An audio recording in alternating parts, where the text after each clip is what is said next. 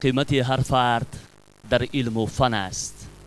برتنی صاحب دلان چون جوشن است.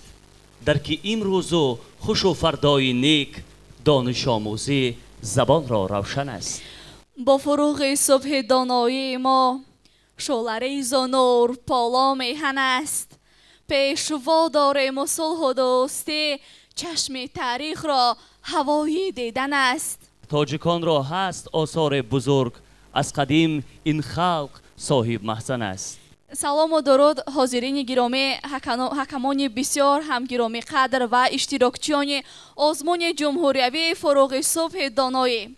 امروز در این تالار بر هوا دوره سیوم آزمون جمهوریوی فروغ صبح دانایی در مرکز ولایت ختلان شهر باختر باستانی برگزار گشته ایستاده است. مهینه بانو در غمت دل را فیگار و خسته میگوییم ما. ادامه دید.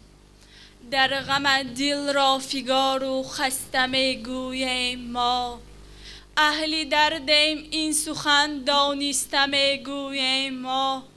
بر دلی ما آنچه از طاق دو ابرویت گذشت، با خود از دیوانگی پیوسته میگوییم ما. می روی تون دو دعاگویان ز دنبال تو اند. تشکر زیاد مهینه بانو. تن پیر گشت و آرزوی دل جوان هنوز. تن پیر گشت و آرزوی دل جوان هنوز. دل خون شد و حدیث بتان بر زبان هنوز. عمرم به آخر آمد و روزم به شب رسید. گرچه من لیلی اساسم دل چو مجنون در هواست. گرچه من لیلی اساسم دل چو مجنون در هواست. سر به صحرا می زنم لیکن حیا زنجیری پاست. بلبل از شاگردیم شد هم نشینی گل به باغ. در محبت کاملم پروانه هم شاگردی ماست. آفرین مهینه بانو. مرحمت هایتی یکم خواهش میکنم. حدیث عشق در دفتر نگنجد. حدیث عشق در دفتر نگنجد. حساب عشق در مشهر نگنجد. عجب می آیدم کین آتش عشق چه سودای است کاندر سر نگنجد. بیرو مجمر بسوز ار عود خواهی، که عود عشق در مجمر نسوزد. ره کان راهی عطار است امروز، در آن ره جز دل دلبر نگنجد. دوستان عاشقم و عاشق زارم چه کنم. چاره صبر است ولی صبر ندارم چه کنم. ریخت خونی جگر از گوشه چشمم یک بار، آن جگر گوشه نیامد به کنارم چه کنم. ای طبیب این همه زحمت مکش و رنج مبر. آفرین مهینه بانو. خواننده صنف 11 هستی. در آینده کی شدنی هستی؟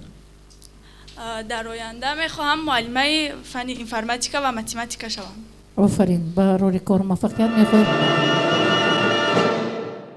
انیسی کنج تنهایی کتاب است، فروغ صبح دانایی کتاب است. من اعضای کتابخانه مکتبی، من اعضای کتابخانه شخصی بابا جانم علی مردان و سفر محمد، من اعضای کتابخانه ناحیوی، من اعضای کتابخانه ولایتی به نام شمس‌الدین شاهین میباشم. در مجموع چقدر کتاب خوندگی ملاحت خوند؟ کدام کتاب ها را عادتا میخونی؟ من افسانه های خلق تاجیک. آفرین. کنی یگان افسانه برای ما، برای حیاتی اکمون، برای اشتراکچیان میگویی؟ تو کدام افسانه رو بیشتر دوست میداری؟ زن بهنر. مرحمت کنی. زنی بهنر چه خیلی بوده است؟ ما هم دانسته گیریم از زبانی تو ملاحت خون. بود نبود یک مرد بود و کلاهگر بود. یک روز مردی کلاهگر را زن میدهند. زنی زیبا بود. یک روز مردی کلاهگر به کارگاهش در آمده چند کاسه و طبق تیار میکند. خسته و گرسنه شده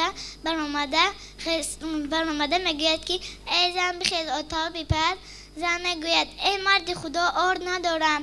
مرد به بازار رفته روغن آرد آرد خریده میآورد و میگوید ای زن آرد گفتی آوردم بخیز اتاق بیپز. زن میگوید ای مردی خدا روغن ندارم. مرد بازار رفته روغن خریده میآورد و میگوید ای زن آرد گفتی آوردم روغن گفتی آوردم بخیز اتاق بیپز. زن میگوید ای مردی خدا نمک ندارم. مرد بازار رفته نمک خریده میآورد و میگوید ای زن آرد گفتی آوردم روغن گفتی آوردم نمک گفتی آوردم بخیز اتاق بیپز. زن میگوید ای مردی خدا هیزم ندارم. مرد به بازار رفته هیزم خریده میآورد و به زنش میگوید ای زن آرد گفتی آوردم روغن گفتی آوردم نمک گفتی آوردم هیزم گفتی آوردم آب نبود آوردم هرچی گفتی آوردم بخیز اتاق بیپز. زن میگوید ای مردی خدا هنر ندارم. آفرین. ملوحه جان در روی خطی که به ما پیشنهاد کرده ای بسیار افسانه های زیاد خونده ای. گرگ نادان این به قلم کی تعلق دارد؟ کی نوشته است و یک پارش را برای ما بخوان.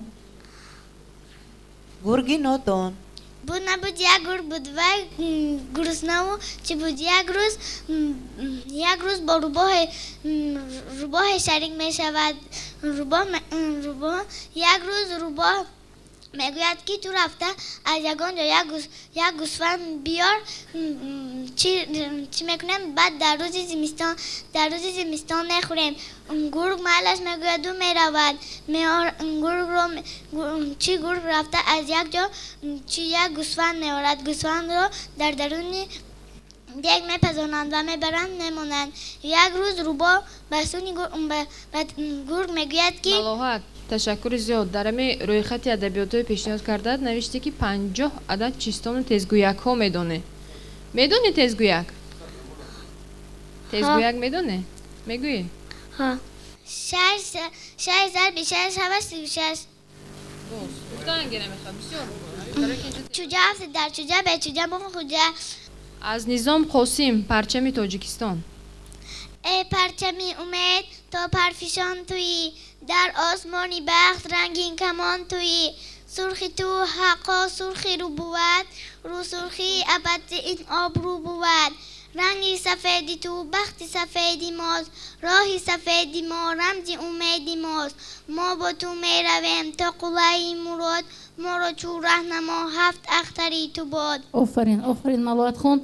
تو میتونی به ما بگویی اگر مخفی نباشد که تو با کی اینقدر کتاب میخوانی و شعر از یاد میکنی و چیستان و تزگویک و افسانه ها میخوانی؟ عادتا با آموزگار، با پدر و مادر، با برادر کلانی، خواهر کلانیت، با کی؟ و تو کی کمک میکند یا خودت تنها مستقلانه میخوانی؟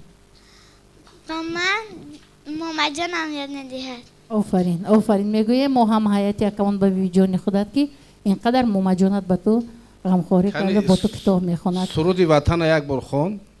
وطن سرشتی من بقا و سرنوشتی من زمین و زرد و هشتی من بهشتی من محبتی تو رنگ و رنگ شکفته روی سنگی تو 100,000 آرزو 100,000 رنگی تو. آفرین ملوحه خان. در خانه تان کتاب ها داری؟ کتاب های بچگانه؟ افسانه های خلق تاجیک. تعداد کتاب های خانه تان چند تا است اگر مخفی نباشد؟ چقدر کتاب است در خانه شما؟ گوشه کتاب داری در خانه؟ ها. آفرین. سلامت باشی. به تو برای موفقیت میخواهیم. خوب است که خواننده صف سیوم با چنین یک جسارت با چنین یک استعداد در نزد ما برآمد میکند. خوش آمدید میگوییم برای اشتراکتان در این آزمون و باعث افتخار است که شما در اینجا اشتراک میکنید. شما پیش از همه سهمدار خواجگی دار هستید اسمت الله؟ البته. سهمدار خواجگی دهخانی اقبال. البته. از روی نامیناسی از یاد کردن و خواندن آثار ادیبان کلاسیکی تاجیک و امروز کشاورز در برای ما ایستاده است و اشعار خوانده اسمت الله از 7 نامگوی عبارت است.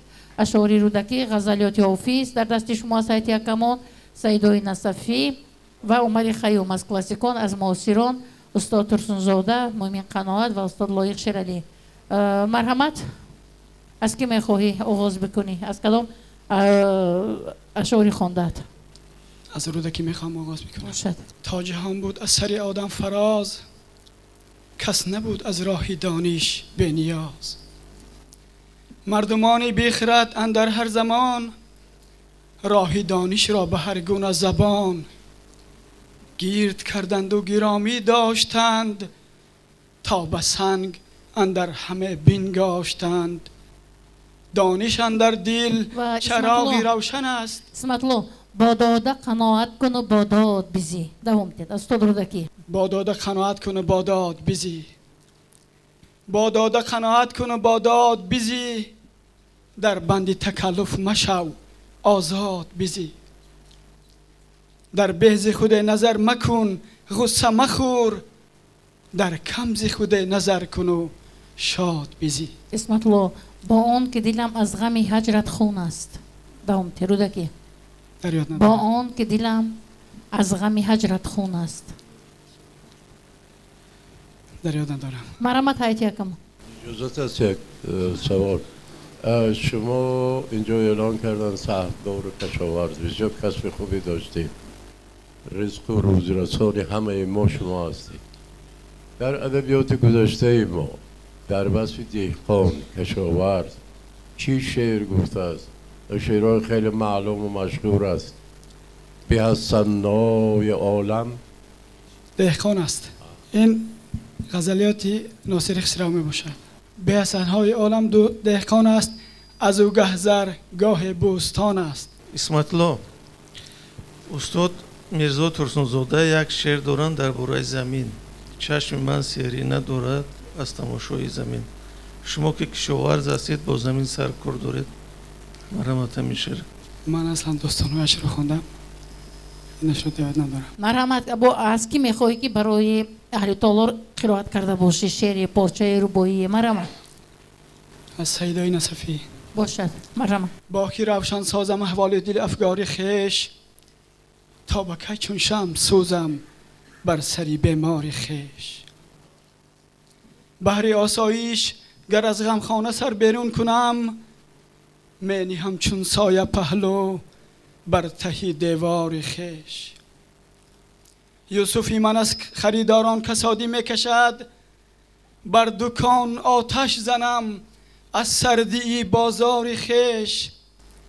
بر سری من آسیاب گردد تحمل میکنم. اسمتلو ما اطمینان داریم که این غزل رو خیلی خوب میتونی برای ما قرائت کرده باشی و بار دیگر اشتراک شما رو تبریک میگوییم و باوری داریم که شما در آینده نیز در آزمون‌های دیگر نیز اشتراک میکنید. خیلی هم خوب بود که نماینده کشاورزان امروز با ما در این آزمون شرکت کردند. خوش آمدید معلم عزیز. شما از روی کدام نومیناسیون امروز برای ما معرفی میکنید؟ ادیبان معاصر تاجیک. ادیبان معاصر تاجیک و شما کارمند شعبه معارف ناحیه خراسان هستید. مشاور کدام فن هستید؟ تاریخ و جمعیت شناسی. تاریخ و جمعیت شناسی. و شود که شما آچرکای تاریخی استاد عینی را برای ما گویید. خواندم در حقیقت یکم دو قسمش خوندم آثار یادداشته. نامبر کنید کدام آچرکای تاریخی هست؟ اثرهای تاریخی استاد عینی. قهرمان خلق تاجیک تیمور ملیک، غلامان، داخونده، آدینه، مرگ سودخور. بعضی نامبر کردگیتون نه همشون آچرکای تاریخی هستند یا داشته هم هستند. مرحمت حیاتی یکم خواهش میکنم مشاور شعبه معارف ناحیه خراسان از روی نومیناسی ادبیات معاصر تاجیک. مرحمت. من اینجا هست فاتح نیازی. مرحمت. فاتح نیازی هر بیشه گمان ما برکی خالی است. شاید که در آن پلنگ خفته باشد. نه غلط است. حکایه های حکیم کریم نامبر کنید. من ادبیات تشریح خوندگی همه عاق شده‌ایش خوندگی من. کلمه حکایه عاق شده. دیگرش نخوندید؟ دیگرش نخوندم ولی یک تاش یافته بودم وش خوندم. شما از ادبیات معاصر کدام نویسنده خوب میدونید که از من پرسیم شما؟ مهر ادبیات همه معاصر تاجیک در من آموخته نشه. استادم خال محمد جلال خونده و دختری آتش از هر خوندگی بود. جلال کریم باز کدام از هر نوشته است؟ جلال کریم با 12 دروازه بخارا درباره رئیس آوازدار ولایت اثر سگانه که شما نامبر کردین چی نام دارد؟ دختری آتش گفته باز دو تا دیگه برای چی نام دارد؟ اینا سگانه هستند تریلوگی. جلادان بخارا باشید. نه شما جلال کریمی گفتین؟ دختری آتش 12 دروازه بخارا. خب باز تختی واژگون باشه. یک غزل از باقی رحیم‌زاده بگین. باقی رحیم‌زاده. عجب شهر دلارای دوشنبه، خیالم زیب دنیای دوشنبه. دو مصرعش به یادم اومد دیگه دیگه‌اش نمیاد. آلوچه گلی بادام. آلوچه گلی بادام من دخترکی دادم شینت چای خورک من چای آمد ریزکی فصل دادم. زمستون. برف بارید نعمت جان. آمد فصل زمستان برف بارید نعمت جان بیا یخ بازی کنیم بازی. برای یک میتوزیم. آفرین. مرامت هایتی یکمون ادبیات بچگانه. افسانه دوست داشته تو کدام است؟ کدام افسانه رو دوست می‌داری؟ عقل را خدا برای چی داده است؟ خب کنی فهمیم برای چی داده بوده است؟ مرامت. بود نبود دو کوزه پشت بود یکی عثمان و دیگر سبحان آنها از کوزه پشت بودنشان غمگین بودند روز عثمان صبحی بر وقت به حمام در آمده می‌بیند پریها را می‌بیند که رقص و بازی کردند و میان آنها در آمده همراه آنها رقص و بازی می‌کند و پریها میگویند تو از ما چی میخواهی؟ سبحان میگوید من میخواهم که همین کوزه پشتی مرا گیرید پریها عثمان را به پیش پادشاهشان برده میگویند که این میخواهد کوزه پشتش را گیرد و پادشاه فرمان میدهد که کوزه پشتی وی را در حال گیرند. محجبین تشکر زیاد. کدام شاعران میدونه که برای بچه ها شعر ایجاد کرده است؟ میر سعید میرشکر، باقی رحیم‌زاده، نریمان بقازاده، عبید رجب. از عبید رجب یک شعر خوان. از شاخی سنجید سایه انگور خوسیده افتید اسپی بهادر تر شد سمی او یال و دمی او بهادران را دارد شستشو. آفرین محجبین. تو گفتی که کوزه پشت کنی همین معنی کوزه پشت شهر داده میتوانی؟ بله. چه میفهمی تو معنی همین مفهومی باره؟ یعنی که میانی آنها بالاست. номинация якум ашъори адибони классик ва муосир якҷоя бояд 100 ғазал 120 рубоӣ ва дубайтӣ 100 мисра қасида 300 мисра достон ва дигар навъҳои шеърӣ 200 мисра бояд аз ёд донем. ғазал аз ҳоҷи ҳусайни кангуртӣ.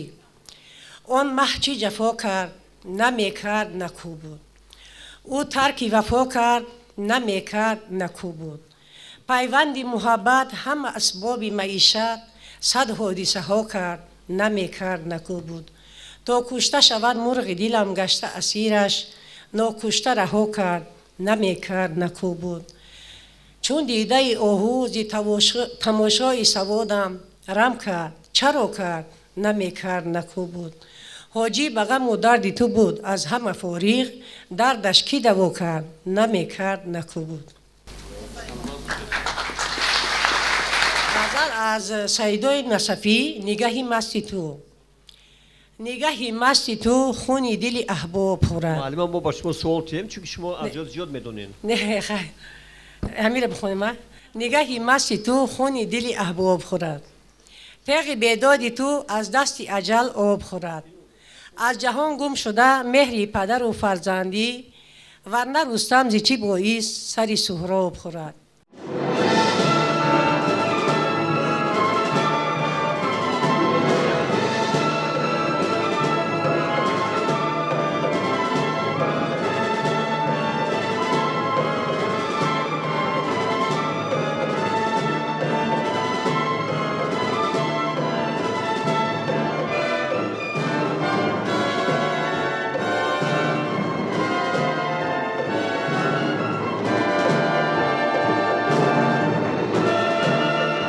گنجینه بانو از ادبیات کلاسیک و گنجینه بیشتر مطالعه کردن اشعار کی را دوست می‌داری؟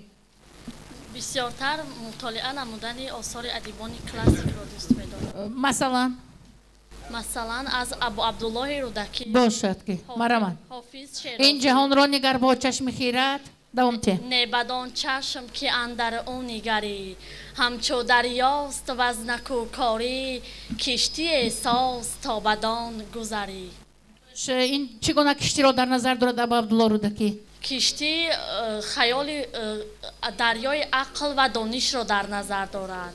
نکوکاری چی گفتنی چی معنی دارد؟ نکوکار یعنی بودن آدمان نیک باشن باید همه وقت در کارهایشان و نیکوکاری برای همه آدمان نیک باشن و نیکی برای همه ضرور است.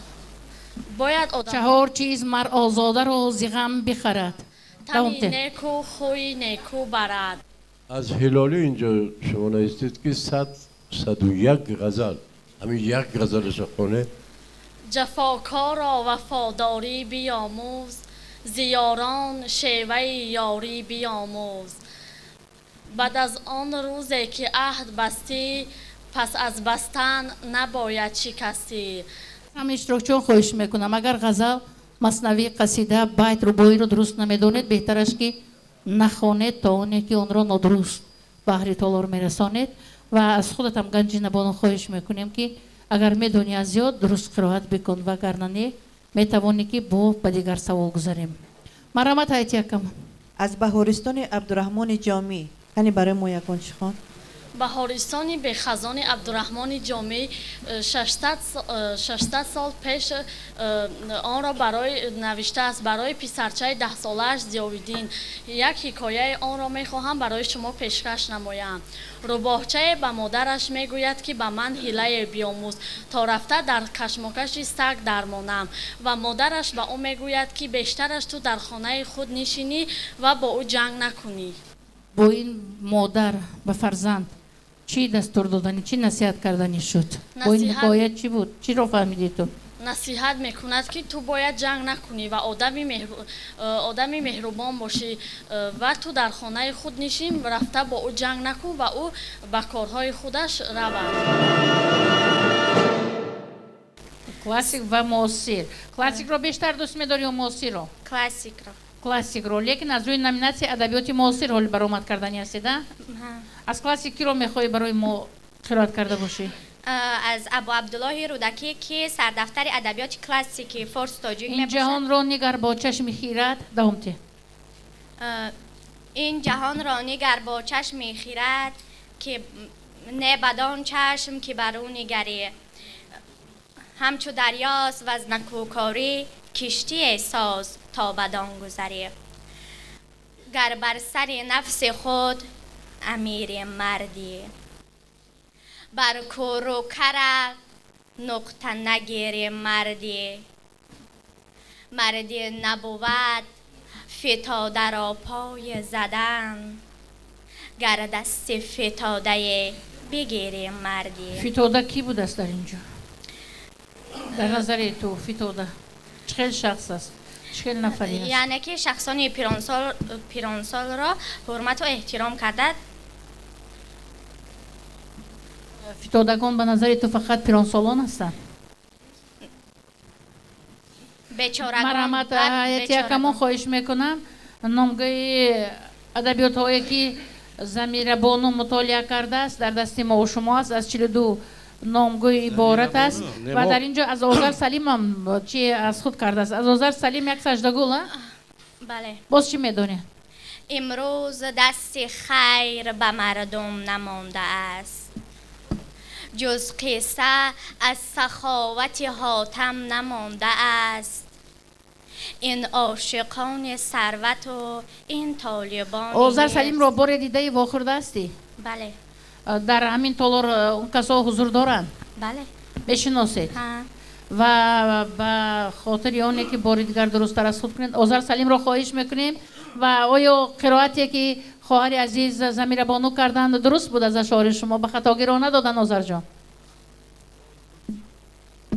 باز یک شعر دیگرش را از گریه مرا همیشه آواز تر است مضمون دعایم به کف باز تر است یا رب مدد بکن که آید به درت مرغی که پرش به گاه پرواز تر است. عثمان کریم نازل خوجندی عثمان کریموف می باشد که ابروز من متاب که دل دردمند توست، تیری که خورده ام ز کمان بلند توست. زمیره عثمان کریم کی است؟ عثمان کریم شاعر خلق، نویسنده خلق تاجیکستان می باشد. انا همین شما جدا کرده گیرین این عثمان کریم، علاخان افسحزاد، کرامت الله علیموف، اینها دانشمندای ما هست. عالم ها، اینها عالم هایی که درباره ادبیات، درباره این یا آن نماینده ادبیات ما تحقیقات بردن، پژوهش بردن. اینها شاعر یا نویسنده نیست. اینا از هم دیگر جدا کنید. اینها محققای ادبیات.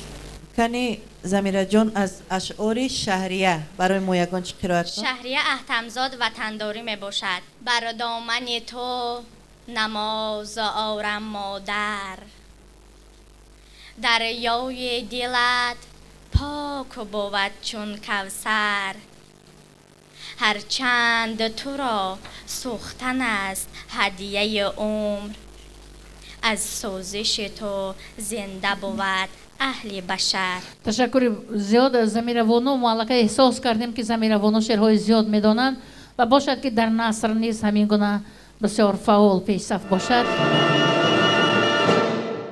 من میخواستم امروز از روی نامیناسیای دوم خواندن و از یاد نمودن آثار ادیبان معاصر تاجیک برآمد نمایم.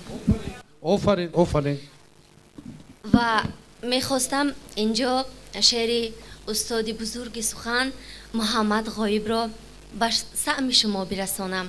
منم داراترین آدم، وطن دارم، وطن دارم، کمی خود را نگویم کم، وطن دارم، وطن دارم، ننالم از گرانباری، نپرسم از کسی یاری، نگیرم قامتم را خم، وطن دارم، وطن دارم. به تمنای اون که همیشه با وطن و سربلند باشی و در آغوش وطن بازم به دستاوردهای بلند نصیبت بگردد. از هیئت یکمان خواهش میکنیم که از گنج نبانه از ادبیات معاصر تاجیک سوال کرده باشیم. از شاعر و نویسندگان معاصر کدامش همچون وصاف صلح در تاجیکستان و بیرون از آن شناخته شده است، اعتراف شده است؟ استاد میرزا ترسونزاده. آفرین. یک شعر گفته باشید. داستان جان شیرین. مرحمت.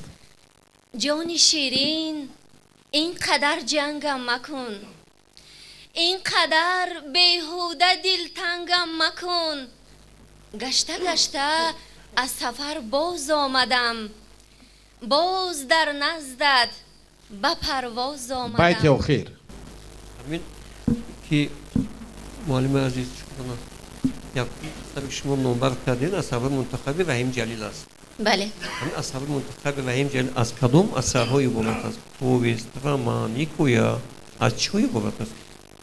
استادی ما هم رمان نوشتند، هم پویست هم نوشتند. نمبر کنید نیکویا. خب رامانی شادی، وحیم جلیل. اثر منتخب وحیم جلیل. تیرمار، من گناهگارم. نه جلیل کدوم نی وحیم جلیل. شراب. رمان شراب، بله رمان شراب. آدمان جاوید. آدمان جاوید. معوای دیل. معوای دیل، بله. کدامش شما خوانده اید از زمین ها؟ واقعای شراب در کجا گذاشته؟ در کجا گذاشته است؟ خب در شراب در ولایت سوخت، در ولایت کدام شهرش شراب کن انگشت شراب در کجا جایگیر شده است؟ اسفره. و ممکن است از آذر سلیم یک شعر گویم؟ و اول به ما بگوی که جوگی اثری کیست؟ جوگی اثری کیست؟ سوربن. استاد سوربن. از استاد سوربن چیزی میتونی قرائت کرده با ما؟ متاسفانه اثرهای نثریشان را مطالعه کردم. معلمه از شاعر آذر یک شعر کنید.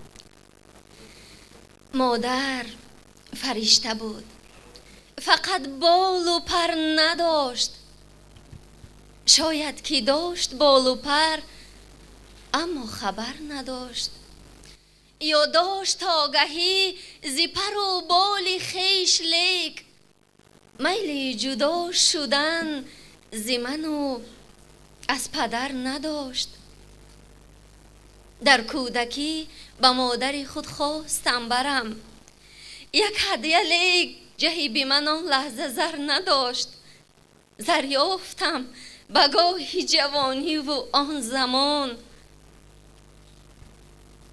جز عشق یار سینه هوای دیگر نداشت. شکرانه بانو، ما میفهمیم که وقتی که سخن از مادر میرود هیچگاه ما با احساسات نمیتوانیم گوییم. احساسات بلند است نسبت به مادر و تشکر میکنم. شما آموزگاری فنی زبان و ادبیات تاجیک هستید؟ صنف‌های ابتدایی. صنف‌های ابتدایی و خواندن اشعار بچگانه را نیز دوست می‌دارید؟ بله. کنی یک چیز قرائت کرده باشید از ادبیات بچگان؟ می‌خواستم حکایه از افسانه‌های خلق تاجیک، حکایه کدوی غیلان. کدوی غیلان. بله. بود نبود یک پسرک بسیار چقان، دانا و زیرک بود.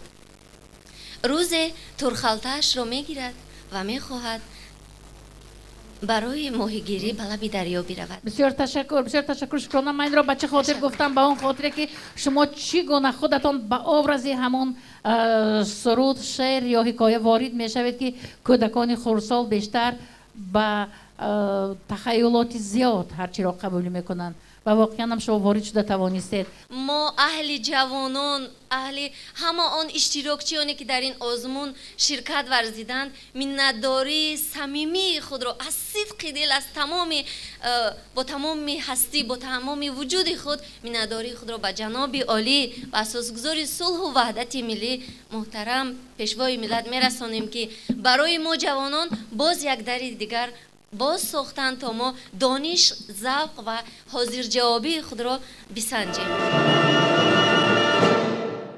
ادبیات بچگانه اگر هم تو گوییم، ادبیات بچگانه کنی کدام شاعران و نویسندگان ادیبان بچگانه رو میدونی تو؟ از خلیفه بابا جمعه‌زاده، سعید شیرازی، سجیدین عینی، گلنظر کلدی. آفرین. همین لحظه تو چی میخوای برای هیئت حکمان و اشتراکداران این تالار گفته باشی؟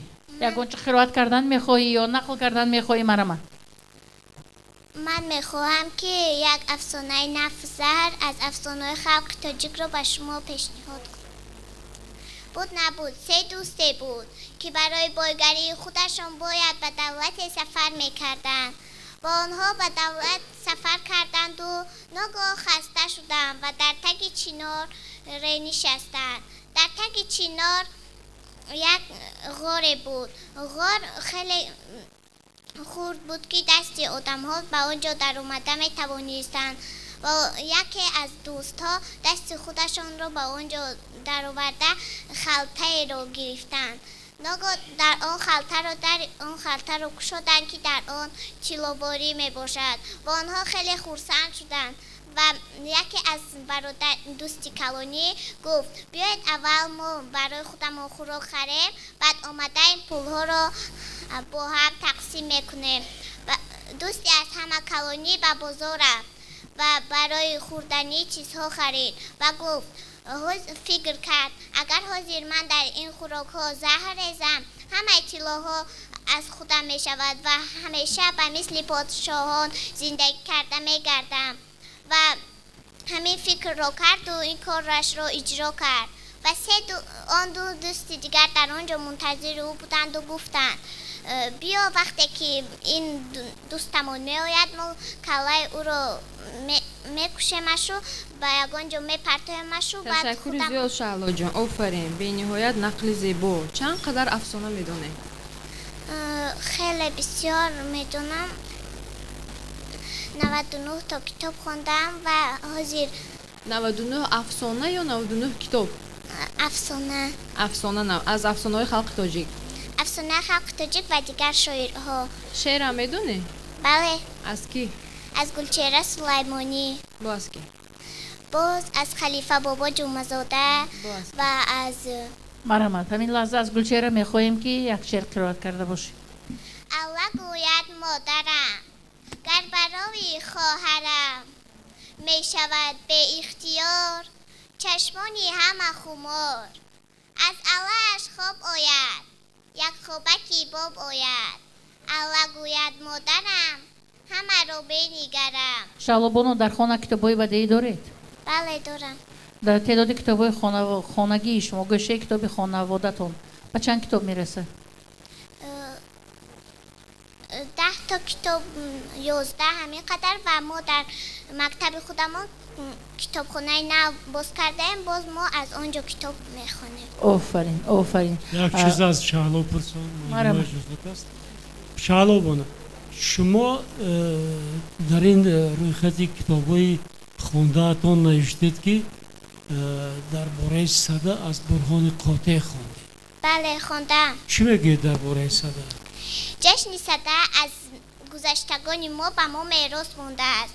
جشن صده وقتی که جشن صده فرو میرسد یعنی برابر شوی شب و روز رو در نظر دارد و 50 روز پیش از جشن نوروز جشن گرفته می شود. برابر شوی شب و روز نیست در صده، فقط در نوروز برابر شوی شب و روز است در مهرگان، برای که 12 ساعت شب 12 ساعت. ادبیاتی بچگانه مرام میشگانه ما گوش میکنیم.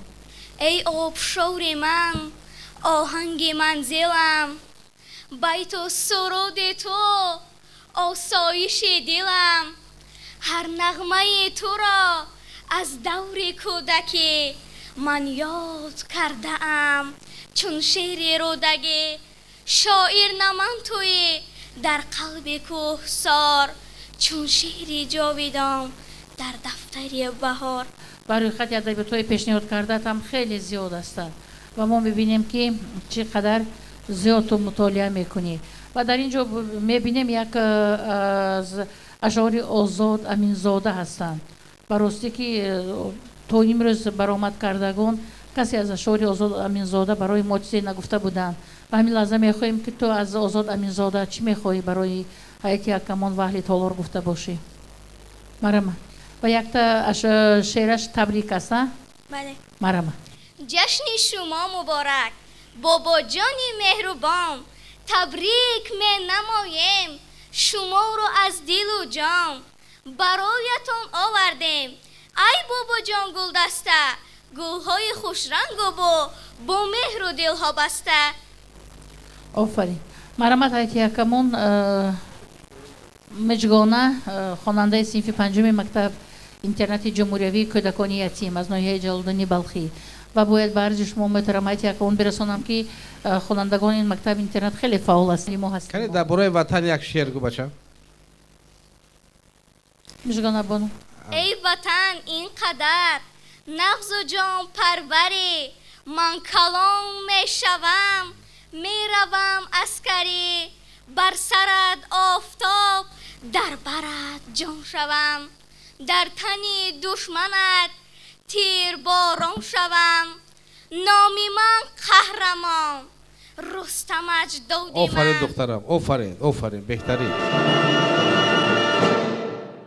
ادبیات جهانی مرامت محترم حیاتی اکمان خواننده صنف دهم از ایدیما Америка.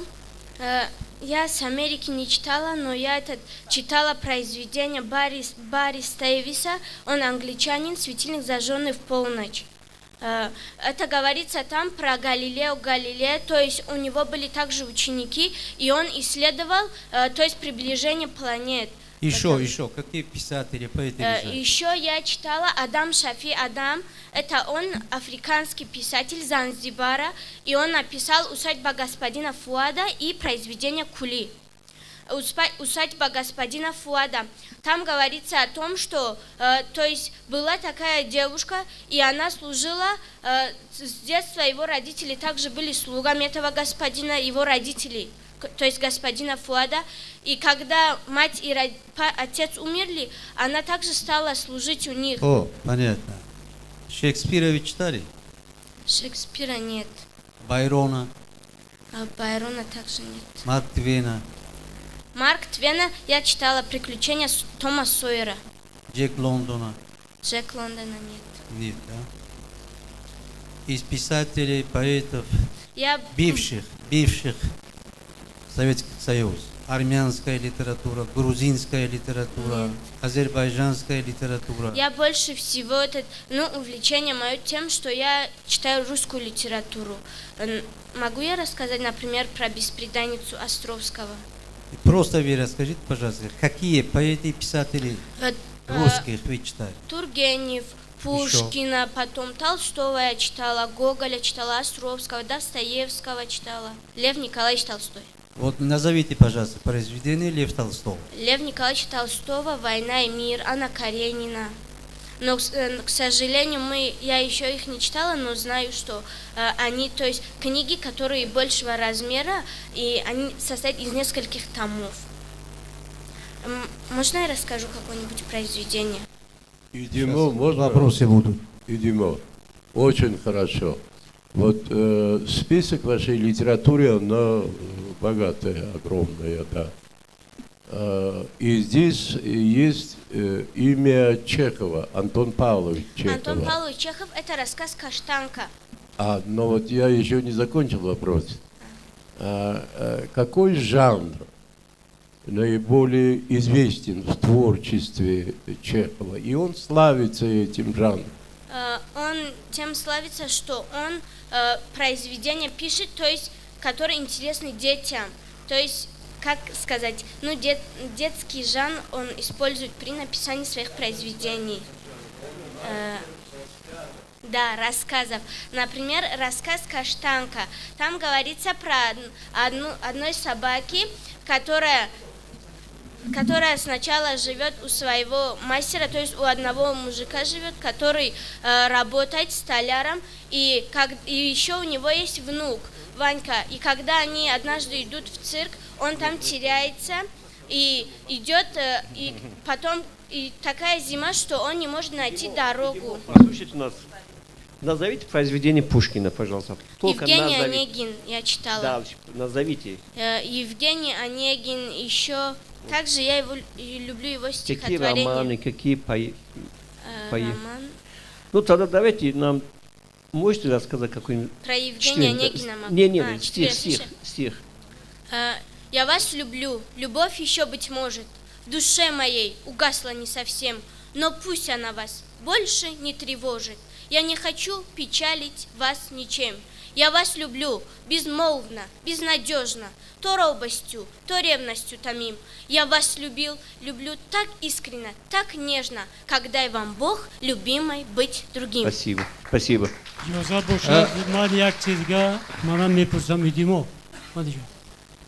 Идемо. Вот вы тут отметили, что какие произведения, каких классиков читали. Да. Вот эти стихи, они чьи? Выхожу один я на дорогу. Выхожу один я на дорогу. Сквозь туман кремнистый путь блестит. Ночь тиха, пустыня внемлет Богу, и гроза, и звезда звездою говорит. В небесах торжественно и чудно спит земля в сиянии голубом. Что же мне так грустно и так трудно? Жду чего, жалею ли о чем? Это называется «Выхожу один я на дорогу», так и называется. Ну, чьи стихи? Чьи стихи? Чьи стихи? Стихи это Лермонтова. Спасибо. Идемо. У меня нет вопроса, но просто я хочу знать, у вас были проблемы насчет произведения какой-то писатель, классиков или современных поэты-писателей? Если есть, я как директор Национальной библиотеки просто хочу достать любой книга на русском языке для вас. Любой книга. Просто вы предоставьте список, ладно? И я думаю, что для вас и для вашей школы эти книги достанутся. Спасибо. Мне очень нравится произведение Лермонтова. Я очень хотела, когда Список, пожалуйста. Ладно? Ладно. Дима, у тебя есть домашняя библиотека? Домашняя библиотека, да, примерно 50 или 60 книг у меня. В принципе, откуда достаешь вот этот книги, учебники? Книги, я, например, мне учителя иногда дают, говорят, ну подготовься, и также мне говорят, оставь себе, это тебе на будущее пригодится.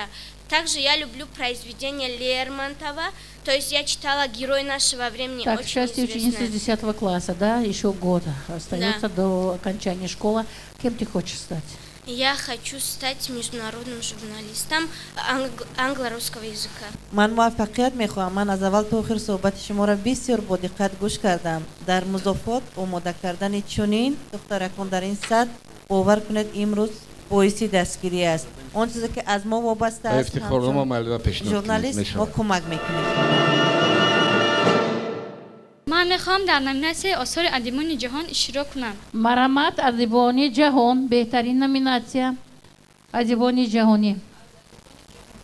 کدام ادیبان شما مطالعه کرده؟ من ادیبان 20 دولت‌های گوناگون رو مطالعه میکنم و بیشتر از همه از ادیب روس آنتون پاولویچ چخوف که 26 حکایه و کتاب‌های آنها رو مطالعه کردم و از ویکتور هیوگو، ویلیام شکسپیر، هرمن هسه، سروانتس و دیگر ادیبان خلق ملت‌های گوناگون مطالعه میکنم.